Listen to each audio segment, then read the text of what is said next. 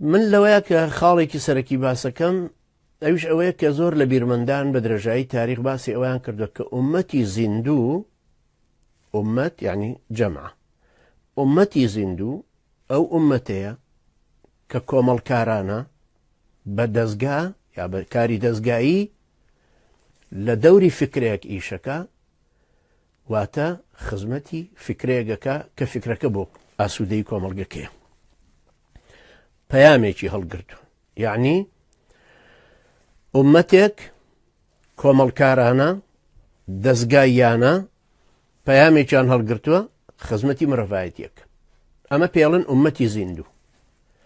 جا ئەم ئومەتە چۆن ئێمە بە نەزەری خۆمان وەکو ئەهلی دین ئەڵێن ئومەتی پێغەمبەران، پێشەوایەکە بە مەنهەجی خوایی، شوێنکەوتوەکانی ئومەتێکی عەقایدین، کۆمەڵکارانە ئیشیان کردووە، دەستگایانە ئیشیان کردووە، واتە هەرێکە زانیوێتی بەرپرسێتی خۆی چییە، ماف و ئەرک و دەسەڵاتی دیاری کردووە.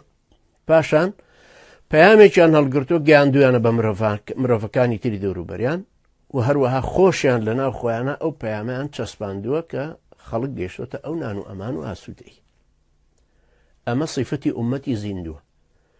وەختێک کە ئەوروپا پەیامی دیموکراسی هەڵگرت، کۆمەڵکارانە دەستگایانە بە دەوری فکرەکەیە، بە دەوری دیموکراسیەکەیە گەڕان و خزمەتیان کردو، بربەستەکانی ڕێگایان لە دەرەبەگایەتی لە هێزی دینی خۆیان و لە پاشاکان لادا، شۆڕشی فەڕەنسی هاتە پێشەوە، دەستگا و دائیرەیەکی دەوڵەتیان دیاری کرد. ئەنجا کەوتنە سەرۆی چۆن هاوڵاتیانیان ئاسووداکرد.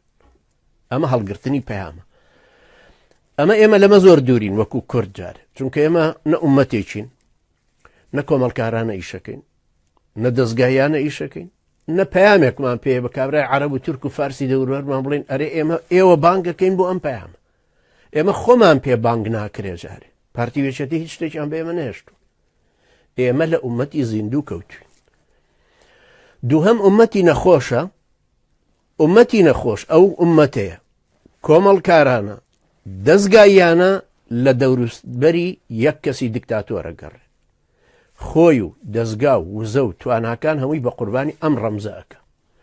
جا ماوچیتۆنگە، لینینە، ئیمام خومەینیە، مەسعود بەرزانیە، جەلال تاڵەبانیە، قاسملۆیە، پەکەکەیە، عەبدوڵڵا ئۆجەلانە، هەر کەسێک کە هەیە. ئەمە صیفەتی ئومەتی نەخۆشە. پەیامێکی هەیە، بەڵام ئەم پەیامە بە دەوری ئەم زەعیمەیە ئیشەکە. بۆیە ئیسلام نەیهێشتووە ئومەتەکەی خۆی بە دەوری محەممەد عەلەیهی سەڵات وسەلام ئیشکە. ما كان محمد أبا أحد من رجالكم ولكن رسول الله. ئەوە یەکەم جارە صیفەتەکەی باسەکەکەوە پێغەمبەرێکی خوایە، هەروەکو ئێوەشە، ئینەما ئەنا بەشەڕ مثلکم یوحا ئیلەی. فەرقەکەمانەوەیە کە من وەحیم بۆ دێ. ئەو ڕۆژەی کە پێغەمبەری خوا عەلەیهی سەڵات وسەلام کۆچی دوایی کرد، ئەو بەلبەلە و پشێویەکە و تەنها سەحابەکان و عومەری کوڕی خەتابی فەرموو نەمردووە، بەڵکو وەکو سەیدنا موسا ڕۆیشتووە مناجاتی خوای پەروەردگارەکە و دیسانە گەڕێتەوە. سەیدنا ئەبوبەکر هەستایە سەر پێ و لەناو خەڵکەکەیە فەرمووی من كان يعبد محمدا فإن محمدا قد مات ومن كان يعبد الله فإن الله حي لا يموت. ئەو کەسەی کە محەممەدیە پەرست عەلەیهی سەڵات وسەلام ئەوە محەممەد مرد. ئەو کەسەی کە خوایە پەرست ئەوە خوای پەروەردگار زیندووە و ئەمێنێ. وەحیەکەش لەوێوە هاتووە، قورئانەکە هی خوای پەروەردگارە کەوابوو ئەی ئومەتە عەقائیدیە کۆمەڵکارە دەستگاییەکەی خاوەنی پەیامن، ئێوە بە دەوری پەیامەکەی خۆتانە هەڵسوڕێن، پەیامەکە لەناو خۆتانە تەطبیق بکەن، ماف و ئەرک و دەسەڵات دیاری بکەن، بیشی گێنن بە کۆمەڵگەیەکانی دەوروبەری خۆتان بۆی بەختەوەریان کەن. بۆیە سەیدنا ئەبوبەکر زوو لەمە تێگەیشت بوو، وەزانیشی کە ئەو خەڵکە پێویستە ئەم فەهمە ڕاست کاتوو.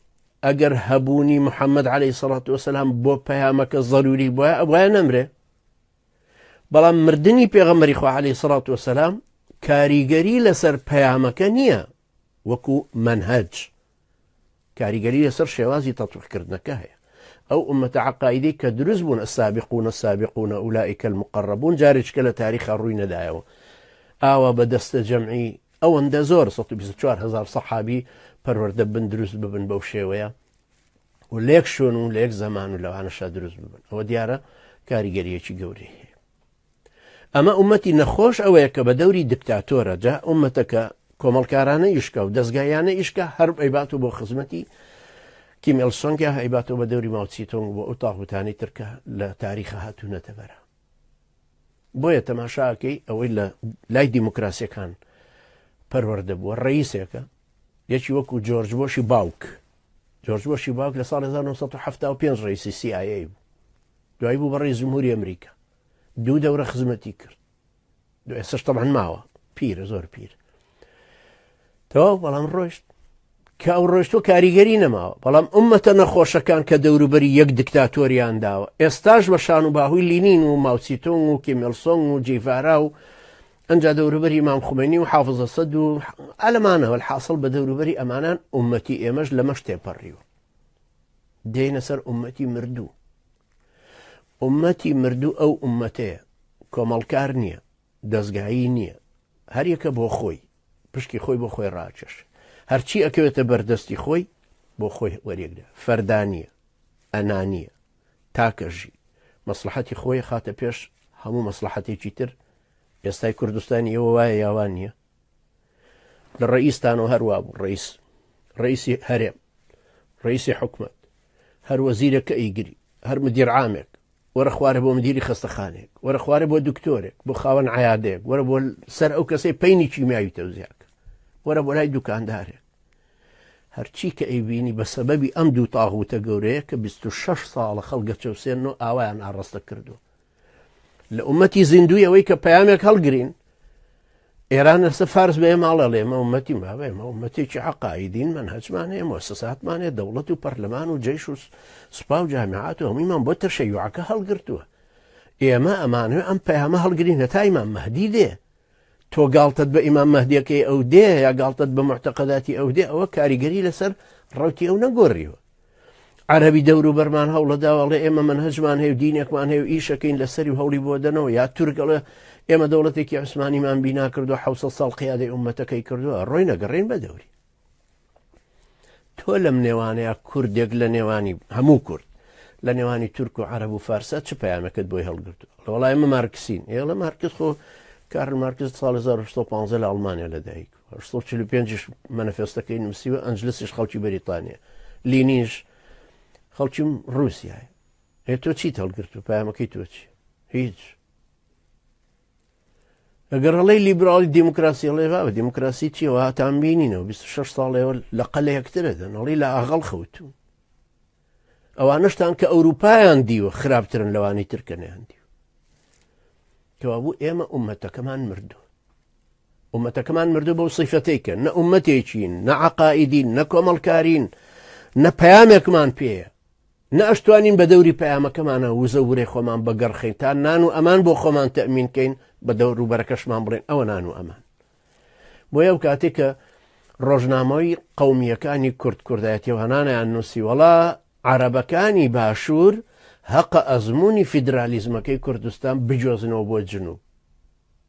بەخوا چاکتان بارتان ماشەڵا سەنگین بوو، خەڵگاوڕی لێدانەوە سەیرەکەن 15,000 پێشمەرگیان نردووە، 3,000 جارە بەس بۆ شارع فەڵەستین لەبەر خاتری جەلال تاڵەبانی، 3,000 تر بۆ مەقبەرەتە شوهەدا لە کەربەلا. ئەو پەیامەی هەڵتان گرتبوو چی بوو؟ جەلال تاڵەبانی بۆی وەکو عارە بەڵێ ضەحک عەلە الذقون، بۆی پێمان پێ بکەن بە عەقڵمان ڕابێرێ. ئەیوو ئەنجا خۆ مەلیک مەحموودیش سوپای کوردی نارد بۆ بەسڕە دژ بە ئینگلیز. تۆ ناردوتە بۆ پاراستنی ئینگلیز، بالمناسبە ئینگلیز هەر لێەوە داخل بۆ، بەریتانیا هەر لە ساڵی 2003 هەر لە بەسڕەوە داخل بۆ، مانیش لە جاتی مەلیک مەحموود ناردی بۆ محارەبە، ئەمان ناردیان بۆ پاراستنیەوە.